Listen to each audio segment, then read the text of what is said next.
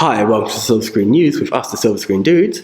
I'm Anthony Jordan. I'm Nicola Rowe. And this is the Box Office Rundown, where we go over the box office weekend results, give you an insight into the films that are coming out next weekend, and then this is where we go bold and give us what we believe will be the top 5 for next week.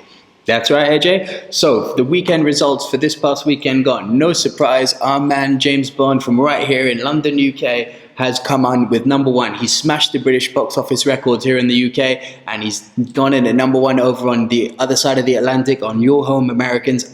He's at number 1. At number 2, it's a franchise beloved by all children world over, now in our case adults. Peanuts, Charlie Brown and Snoopy, the gang have taken the number 2 spot.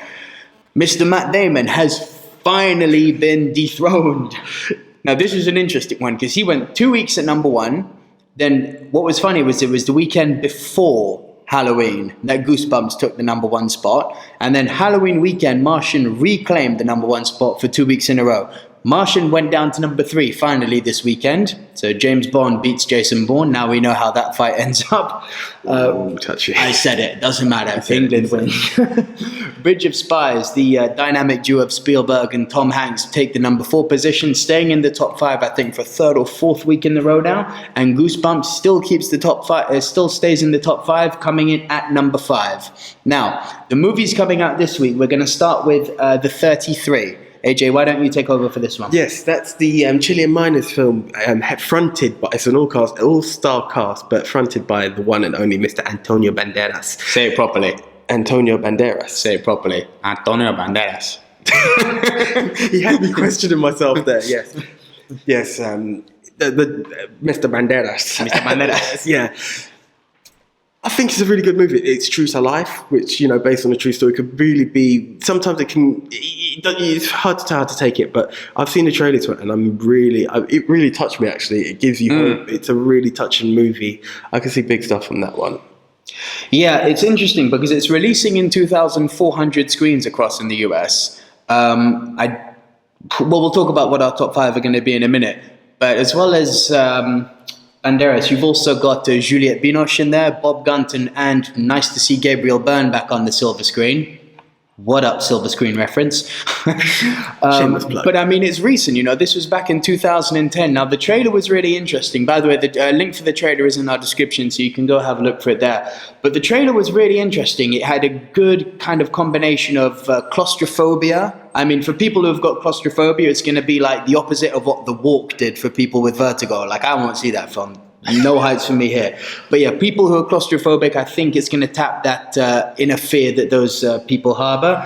It's got a nice sense of family. It's got a good sense of, you know, pride as a nation, trying to get the government to support the miners to get out. And it's got an all-star cast of actors. I don't think it's gonna be what we call Oscar bait, but it's gonna turn a few heads. It's going to turn a few heads. It looks like a solid movie, and it's the sort of movie which, you know, maybe like The Impossible, the tsunami movie, maybe like 127 Hours, that Solo James Franco movie. It's that type of vein, you know. It's a tragedy that happened and how people have overcome this tragedy. And it's a film. You know, people don't always go to the movies for escapism. No, sometimes you want to see a touch of reality. Well, a touch of reality romanticized in a way that only Hollywood can do. Yeah. Right? And I mean that in the best of ways, of course. Yeah, definitely. All right, next film we've got coming out this weekend is, again, a massive cast here. AJ, talk to us about Love the Coopers. It's a family movie. It's a nice one. You got Diane Keaton, John Goodman, Anthony Mackie, Ed Helms, Amanda Seyfried's in there, and Aunt May. Yes, Marissa Tomei. We shouldn't fancy Aunt May, but that's a different topic. Hey, we got older. Aunt May got younger. She didn't. Exactly, Aunt May got younger as far as I'm concerned. But it's family movie. I think what we did say together was it feels a bit early because it's a Christmas movie. You got that whole Christmas spirit behind it. Do you know what? You disagreed with me. I felt the same for Peanuts. I just think we've got that era where kids have just left Halloween, and anything after that, yes, there is that little transitional gap. Maybe for the Americans, there's Thanksgiving in between. But I don't know. I just think we could have had. Yeah, I don't know. It just feels early, but I think it's the right time based on the release. I think everyone's just trying to get it where they can because Star Wars is going to be such a big one. We're like, to the degree we have no idea. Yeah, It's funny you mention that because seasonal movies up until this Halloween seem to have done well as long as they come out at the right time of year. You know, Goosebumps and Hotel Transylvania. I thought Goosebumps, if it had come out on Halloween weekend, probably would have done better. Paranormal Activity. Okay, maybe people are getting a bit tired of that, but, you know, it was made on a budget of like, what, 2 to 5 million, and it made 15, so it tripled its profit, you know, before counting marketing costs. This Love the Coopers movie that's coming out this weekend, you're right, it feels early because it's, link in description again if you want to see the trailer, guys, but it feels early because it's Christmas.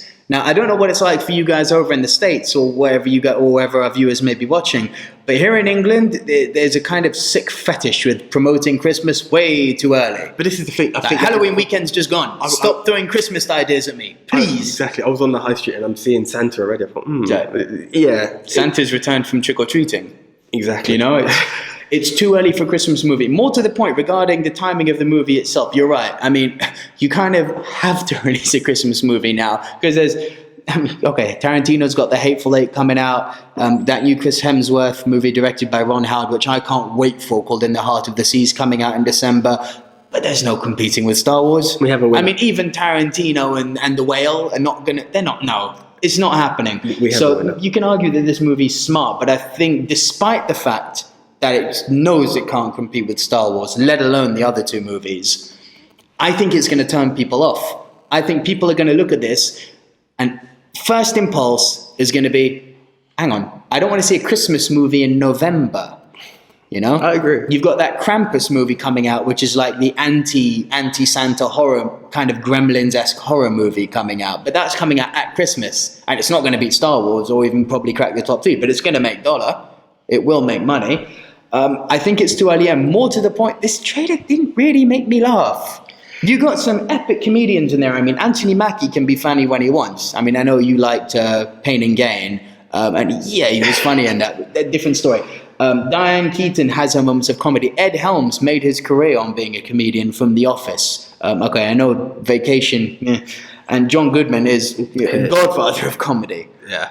But it didn't really make me laugh. The jokes weren't there. Do you know what it is? Personally, it's one of those things. I looked at it and I saw family movie. That's the label, and with that label, it doesn't have to be hilarious. It's something the family can go out to, and that's where I see. But where's the draw? You've got to have the draw from both. You know, the kids. Look at Pixar for example. You know, the kids like the funny little animals, like in Monsters Inc. or the toys in Toy Story, and then you've got that blend of adult humor thrown in a very subtle way, which the kids won't get, but it won't take them out, and the adults will love, which will take them in.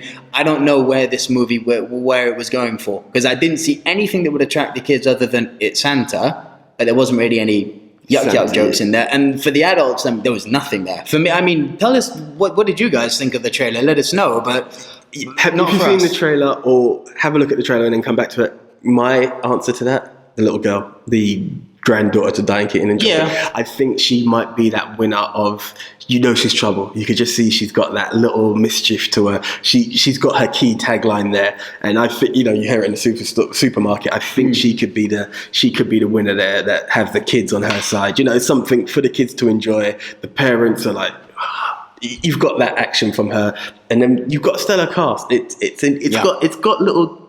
got hints of it. It's not a full on blown right. Marissa Tomei, John Goodman. It's not that.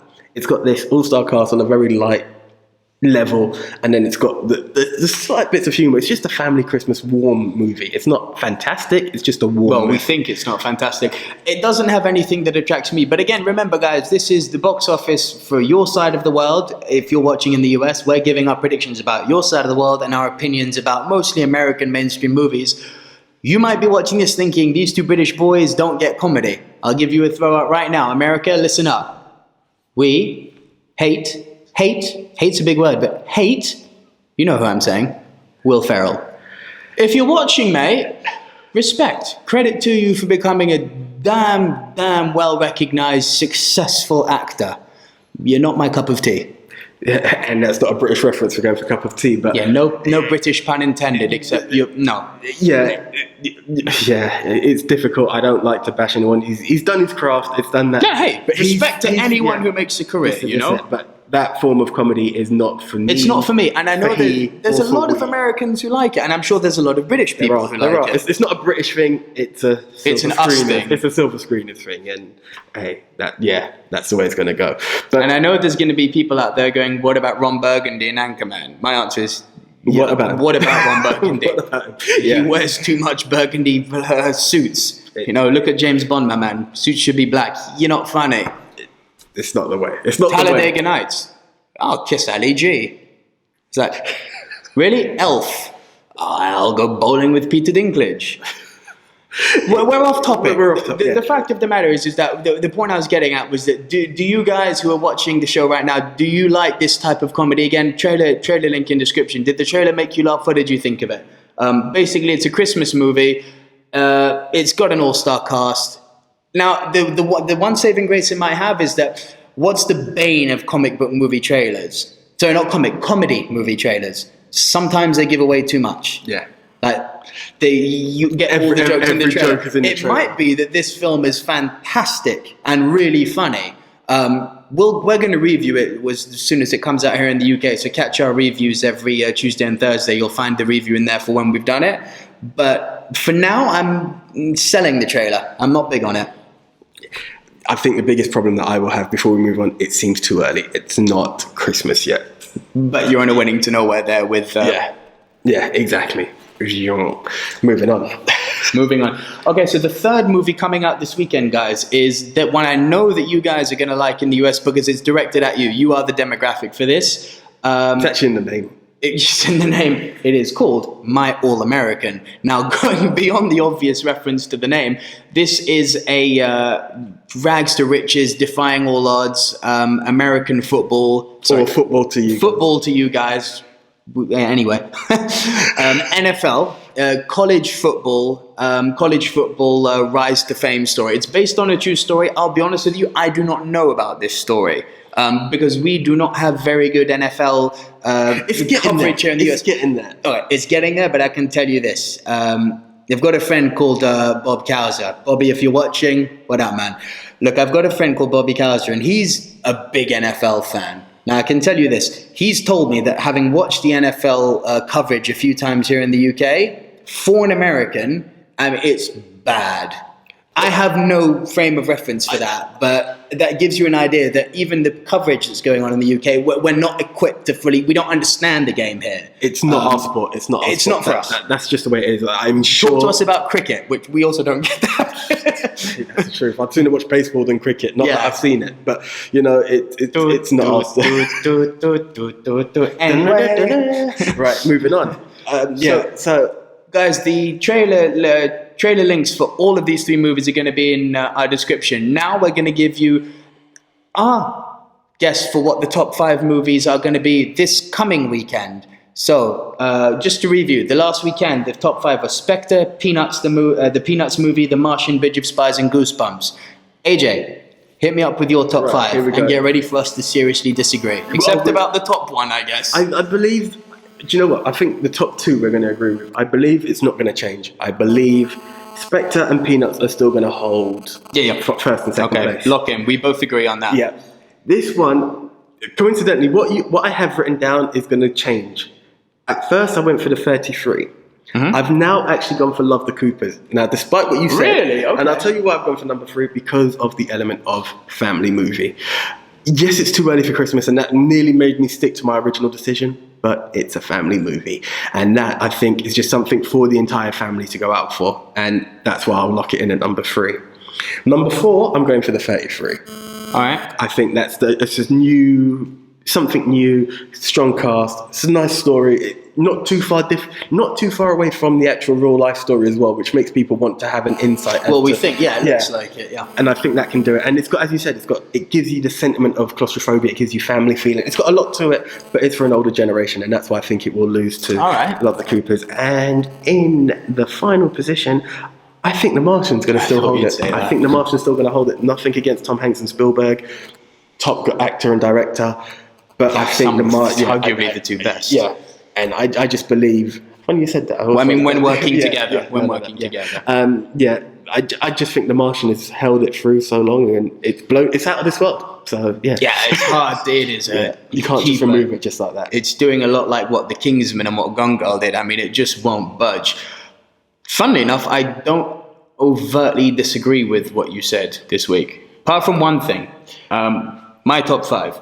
So in at number 5, I'm going Bridge of Spies, because I do think, like you just said, the pulling power of Tom Hanks and Spielberg when working together, it's proven to work. And the fact that, I mean, I'm kind of sad that this movie didn't break in at number 1, but it's a period piece. It's not for everyone. It's not niche, but it's certainly targeted at a smaller percentage of the movie-going demographic than something more mainstream like a Marvel movie or something. But I think it's staying in at number 5. I don't think Love the Coopers is cracking the top 5, despite the fact that it's releasing on 2,500 screens. In at number 4 is Born on Mars, Mr. Matt Damon in The Martian. I think that's a keeper at number 4. At number 3, because this was such a worldwide big story, and because it's got some star pulling power in Antonio Banderas, I think the 33 is going to break in at number 3.